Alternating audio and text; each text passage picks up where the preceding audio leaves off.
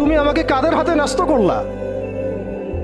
ইলা আদুইন বাঈদিন ইয়াতাহাজ্জামুনি, আমাকে ঘর থেকে এত দূরে এনে, সেই মক্কা থেকে কত দূরে, আমাকে ঘর থেকে এত দূরে নিয়ে এসে আল্লাহ তুমি তোমার শত্রুদের হাতে আমাকে ন্যস্ত করলা।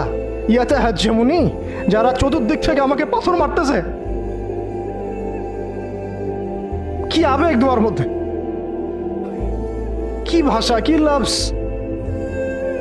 ইলা আদুইন বাঈদিন ইয়াতাহাজ্জামুনি, তুমি আমাকে আল্লাহ ঘর থেকে বের করে এত দূরে নিয়ে আসলা, শত্রুদের হাতে সোপর্দ করলা, তারা আমাকে চতুর্দিক থেকে পাথর মারতেছে।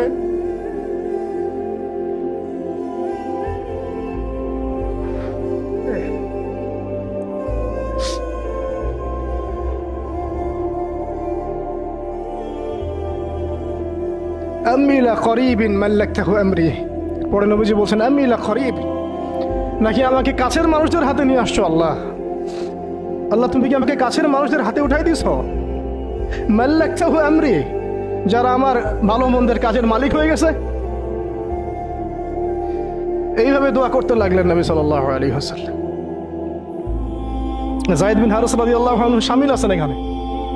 তারপরে নবীজি বলছেন ইল্লাম তাকুন সাখিতুন আলাই ফালা উবালি, আল্লাহ এত কিছুর পরও যদি তুমি আমার প্রতি অসন্তুষ্ট না হও, আমার কিছুই যায় আসে না। আল্লাহ এত কিছু হয়ে গেল, এরপরে যদি তুমি আমার উপর অসন্তুষ্ট না হও, অন্তত আমার কিছুই যায় আসে না। আলহামদুলিল্লাহ।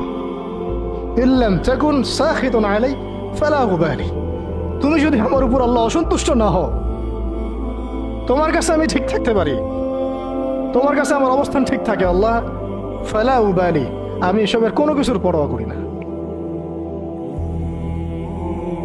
কিভাবে বুঝবেন এই ভাষা শব্দগুলো?